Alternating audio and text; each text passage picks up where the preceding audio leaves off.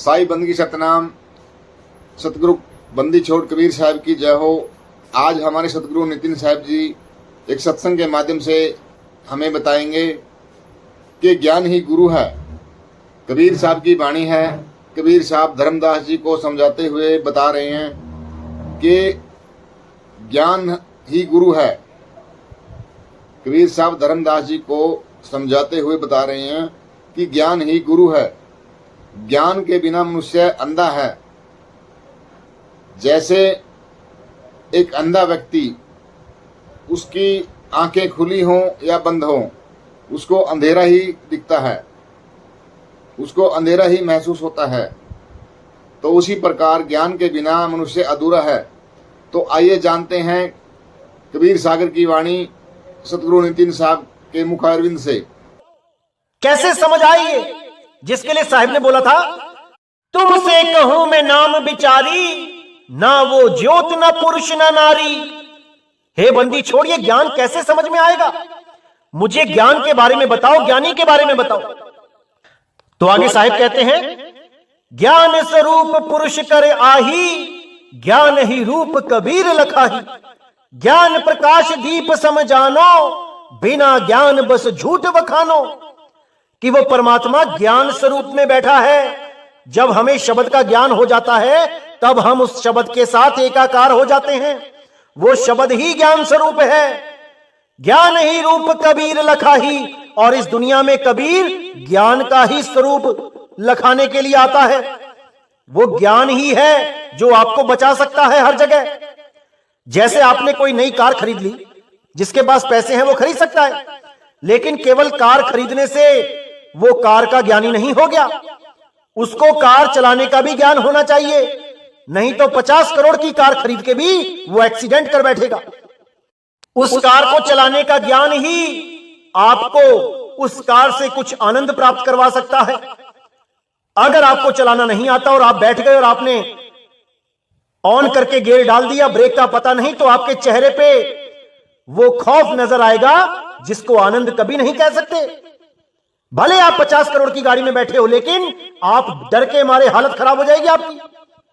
और जिसको चलानी आती है वो चाबी घुमा के गियर लगाएगा और हंसता हुआ चला जाएगा, उस कार से आनंद प्राप्त करेगा। तो यहां पर ज्ञान ही गुरु है। जिसको ज्ञान है वो आनंद में है, जिसको ज्ञान नहीं है वो दुखी है। इसीलिए साहिब ने बोला, ज्ञान स्वरूप पुरुष कर याही, ज्ञान ही रूप कबीर लखाही। ज्ञान प्रकाश दीप समझानो, बिना ज्ञान बस झूठ बखानो। कि ज्ञान प्रकाश दीप समझानो, जो ज्ञान का प्रकाश होता है उसको एक दीपक की तरह जानो। जैसे अंधेरे को चीरता हुआ दीपक हमें रोशनी दिखाता है, इसी प्रकार ज्ञान भी हमें जन्म मरण के जंजाल से छुड़ाता है। ज्ञान ही हमें मृत्यु के वक्त काल पे विजय प्राप्त करवाता है। अगर ज्ञान नहीं होता तो आदमी डूबेगा ही डूबेगा। तो साहिब कहते हैं, बिना ज्ञान घट में अंधियारा, ज्ञान बिना नहीं होए उबारा। ज्ञान बिना अक्षर नहीं पाई, ज्ञान रूप अक्षर है भाई। तो यहां पे साहिब ने बिल्कुल क्लियर कर दिया कि बिना ज्ञान घट में अंधियारा, यानी कि बिना ज्ञान के अगर आपको पूर्ण ज्ञान नहीं है तो इस घट में अंधियारा ही है। जैसे एक अंधा, उसके सामने अंधियारा ही अंधियारा होता है, वो कुछ देख नहीं सकता। लेकिन अगर उसकी सूरत को ज्ञान हो जाए, यानी कि जैसे आपने देखा होगा कि कई अंधे भी बिना लाठी के चल लेते हैं, बिना डंडे के वो चल लेते हैं कई जगह पे, जहां चीजें उनको याद है कि इतने कदम पर सड़क आएगी, इतने कदम पर पार्क है, इतने कदम पर ये है, इतने कदम पर वो है। तो वहां पे जो उसको ज्ञान हो जाता है वो उसको अंधियारे से बाहर कर देता है, वो ज्ञान उसकी आंख बन जाता है। इसी प्रकार बोला है, बिना ज्ञान घट में अंधियारा। भले ही आप पढ़े लिखे हो, सब कुछ पढ़ सकते हो, आपने ग्रंथ पढ़ लिए, बहुत सी वाणियां याद कर ली, सब कुछ हो गया, लेकिन बिना ज्ञान, यानी बिना शब्द गुरु के ज्ञान के, बिना अनुभव के घट में अंधियारा। सब कुछ होने के बावजूद एक अंधे से ज्यादा कुछ नहीं। ज्ञान बिना नहीं होए उबारा, बिना ज्ञान के, बिना स्वरूप सिद्धि के ये अज्ञान कभी खत्म नहीं होगा। यह देह अहंकार कभी खत्म नहीं हो सकता। बिना शब्द ज्ञान के, बिना अनुभव ज्ञान के उबारा नहीं होगा। ज्ञान बिना अक्षर नहीं पाई, बिना ज्ञान के वो आदि अक्षर को प्राप्त नहीं कर पाओगे। ज्ञान रूप अक्षर है भाई, जो ज्ञान रूप है वो अक्षर है, यानी अविनाशी है, उसका कभी नाश नहीं होता। ज्ञान रूप पुरुष कर जानो, एही वचन सत्य कर मानो। ज्ञान रूप नहीं अक्षर कहिए, अक्षर भेद ज्ञान सो लहिए। यानी ज्ञान रूप पुरुष कर जानो, वो जो ज्ञान है, वो शब्द गुरु का जो ज्ञान है वही पुरुष है। जो गुरु ज्ञान देता है वो पुरुष का ही ज्ञान देता है। पुरुष का मतलब यह नहीं कि उसके 2 हाथ 2 पैर होंगे। ज्ञान रूप ही पुरुष है, शब्द रूप ही पुरुष है। यही वचन सत्य कर मानो, ये मेरी बात को सत्य करके मान लो। ज्ञान रूप नहीं अक्षर कहिए, ज्ञान रूप अक्षरों में भी नहीं आता कि कोई अक्षरों का सहारा देके कहे कि ऐसा है वो ज्ञान, ये है नहीं अक्षर। अरे ये अक्षरों से परे है। अक्षर भेद ज्ञान सो लहिए, यानी उस आदि अक्षर का भेद जब मिल जाता है वही ज्ञान है, वही परम ज्ञान है। नी अक्षर हो ज्ञान ही जानो, अक्षर नी अक्षर पहचानो। ज्ञान शब्द पूर्ण करि अंशा, ज्ञान जान जन सो मम वंशा। नी अक्षर हो ज्ञान ही जानो मतलब जब आप नी अक्षर हो जाओगे तब आपको समझ में आएगा कि असल में ज्ञान है क्या। नी अक्षर हो ज्ञान ही जानो, अक्षर नी अक्षर पहचानो। जब नी अक्षर की अवस्था आपको प्राप्त होगी तब आपको समझ में आएगा कि वो सब अक्षरों से कैसे अलग है, कैसे वो आदि अक्षर नी अक्षर इन 52 अक्षरों से और जो 52 अक्षरों को ये कह आकार बनाता है, इन दोनों से कैसे अलग है, ये तभी पहचान पाओगे। ज्ञान शब्द पुरुष कर अंशा, ज्ञान जान जन सो मम वंशा। ज्ञान शब्द पुरुष का अंश, जिसको पूर्ण ज्ञान है वही परम पुरुष का अंश है, वही परमात्मा का असली हंस है, वही परमात्मा के दूत हैं। ज्ञान जान जन सो मम वंशा, मेरा असली वंश वो है जो इस ज्ञान को जानता है, ना कि गुरु के पुत्र को तुम वंश बोलते रहो। किसी गुरु से जो पुत्र हो रहा है तुम उसको कबीर पंथ का वंश बोलते रहो। अरे नहीं भाई, जो ज्ञानी है वही परमात्मा का वंश है, जो पूर्ण भेदी है वही परमात्मा का हंस है। बाकी सब काल के दूत हैं, एक भी परमात्मा का हंस नहीं। जो उसके मूल ज्ञान को नहीं जानता वो किसी को मुक्ति नहीं दे सकता। इसीलिए साहिब ने बोला, शब्द कहे सो वंश हमारा, ना तो बूढ़ मुआ संसारा। जो मेरे शब्द को ग्रहण करेगा वही मेरा वंश है। जो मेरे शब्द को ही नहीं जानता वो मेरा वंश नहीं है, बिल्कुल नहीं। तो आगे साहिब ने बिल्कुल क्लियर कर दिया, बिना ज्ञान नहीं वंश कहावे, ज्ञान होए तब शब्द ही पावे। सोई वंश सत शब्द समाना, शब्द ही हेत कथे निज ज्ञाना। तो यहां साहिब ने बिल्कुल क्लियर कर दिया, बिना ज्ञान नहीं वंश कहावे। जिसको आदि अक्षर का और 52 अक्षरों का आता पता ही नहीं, वो मेरा वंश नहीं है। मेरा वंश वो है जो एक छुड़ावे एक लखावे। ये अजर नाम अमर नाम ये ना देवे, ये 52 अक्षरी नाम ना देवे, उस आदि अक्षर का लखाव कराए जो सत्य शब्द कहलाता है। अगर वो आदि अक्षर का लखाव इनके पास नहीं है तो ये मेरे वंश नहीं है। और अगर कहीं सीआईडी करके पता भी करवा लिया तब भी ये मेरे वंश नहीं होंगे, क्योंकि इनके पास प्रैक्टिकल ज्ञान नहीं होगा। भले कितनी ही थ्योरी चोरी करके ले जाएं, लेकिन प्रैक्टिकल नहीं करवा पाएंगे, क्योंकि वहां पे मोहर लगती है गुरु की, वंश की मोहर लगती है। और आदमी को, इंसान को धोखा देना आसान है, परमात्मा को कोई धोखा नहीं दे सकता। इसीलिए साहब बोल दिया, सोई वंश सत शब्द समाना, शब्द ही हेत कथे निज ज्ञाना। वो मेरा वंश है जो शब्द में समाये, जो शब्द को जाने, उसमें सूरत को धरे।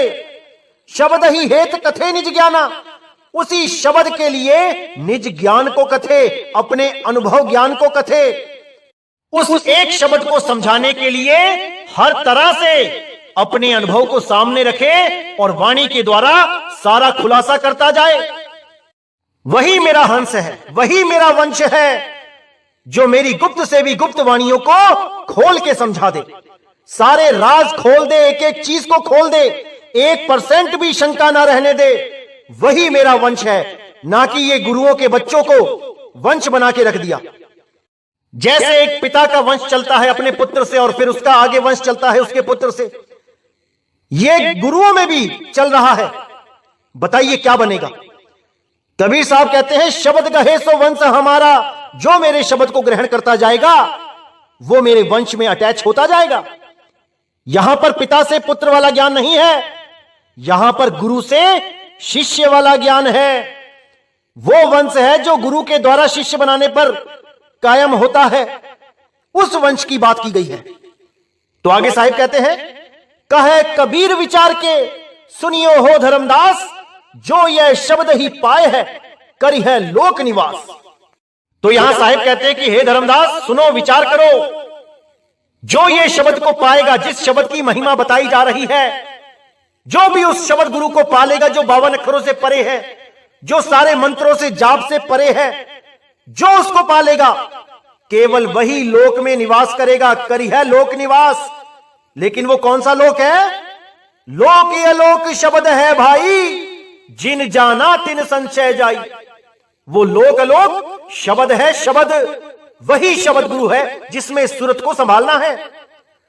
सुरत समाये शब्द में वाको काल न खाए।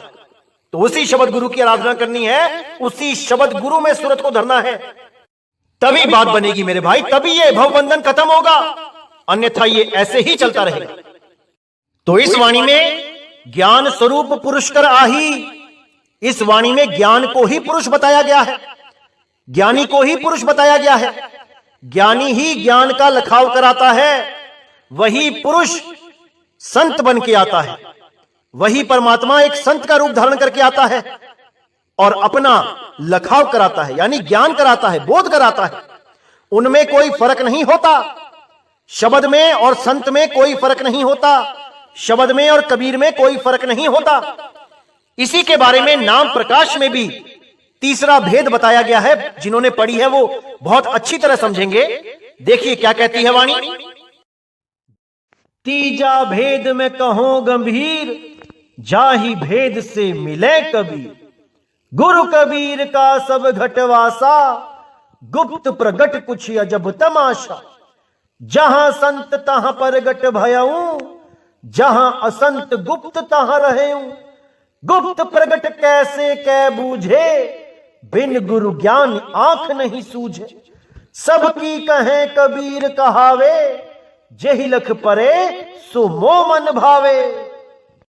तो इस तीसरे भेद में सदगुरु मदनपति साहिब जीवात्मा तथा गुरु में एक रूपता दिखाते हुए यह स्पष्ट करते हैं कि तात्विक दृष्टि से आत्मा तथा सदगुरु कबीर में कोई भेद नहीं है, अर्थात गुरु और शिष्य आत्म स्वरूप से एक जैसे ही हैं।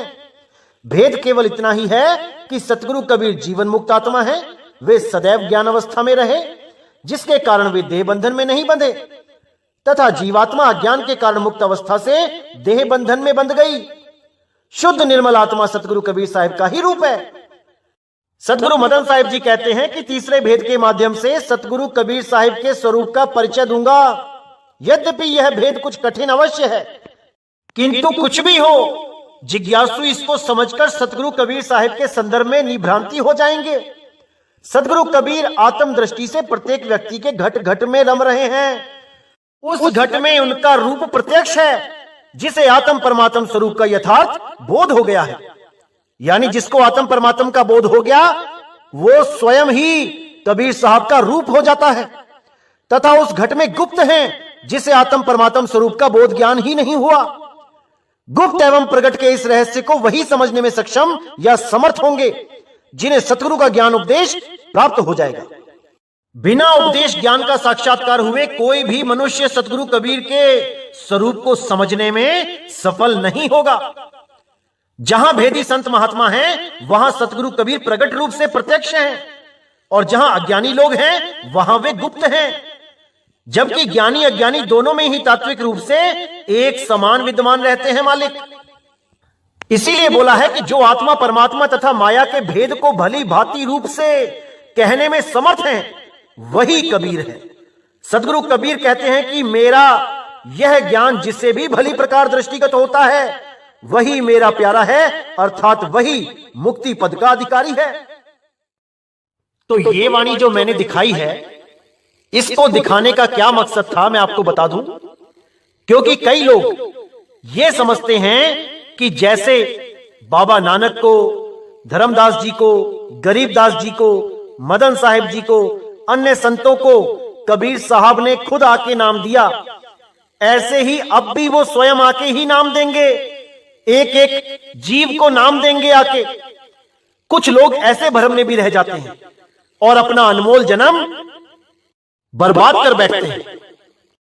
तो इन वाणियों के द्वारा मैं उन लोगों को यह संदेश देना चाहूंगा कि जो भी वक्त का गुरु पूर्ण ज्ञान को लेके प्रचार करता है, जो वक्त का गुरु उस सार शब्द का भेदी और अनुभवी है, वो ही इस वक्त का कबीर है।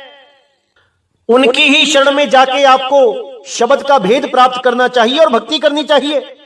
यूं समय बर्बाद करने से कुछ हासिल नहीं होगा। इस भ्रम से निकल जाओ कि कबीर साहब हर जीव को आके नाम देंगे तभी पार होंगे। कबीर साहब ने साफ बोला है कि 13वें पंथ हम ही चले आए और सब पंथ मेट के एक पंथ चलाएं। इन वाणियों में कोड लगे होते हैं, जब वो कोड खुलेंगे तो हर चीज समझ में आने लग जाती है। लेकिन अभी इस वाणी का कोड खोलने का समय नहीं आया है, इसलिए मैं अभी इसका कोड नहीं खोलूंगा। लेकिन आप लोग से मैं यही बोलूंगा कि वक्त का सतगुरु ढूंढो जो पूर्ण शब्द भेदी हो, जिसको शब्द का अनुभव हो चुका हो, वही आपके सारे भ्रम तोड़ सकता है। आपके लिए वही कबीर साहिब है। कोई अलग से कबीर साहिब के आने की आस मत लगाओ कि कोई अलग से आएंगे, एक एक जीव को जगाएंगे। अरे शब्द रूप में वो जगा ही रहे हैं, बस पहचानने वाली नजर चाहिए। इसीलिए बोला साहिब ने, जहां संत तहां प्रगट भयऊं और जहां असंत गुप्त तहां रहूं। जहां पर कोई भी संत सत्य की बात करता है तो वहां कबीर साहब प्रगट हैं, और कोई भी संत जो सत्य को नहीं जानता लेकिन भेष संतों वाला बना के बैठा है तो वहां पे वो गुप्त हैं। तो इसी को समझना है कि कबीर साहब कहां पे प्रकट होते हैं और कहां पे गुप्त होते हैं। इस भेद को जानने मात्र से सारे भ्रम टूट जाते हैं। तो इसी को समझना है, हमने इसी को जानना है, क्योंकि बिना शब्द के किसी का कल्याण नहीं हो सकता। तो मेरे भाइयों, एक एक शब्द पे विचार करना है, एक एक वाणी पे विचार करना है और अपने जन्म को सफल करना है, समय बर्बाद नहीं करना है। तो इसी के साथ आज का सत्संग मैं समाप्त करता हूं और अगला सत्संग बहुत जल्दी आएगा, जिससे आपके सारे भ्रम टूट जाएंगे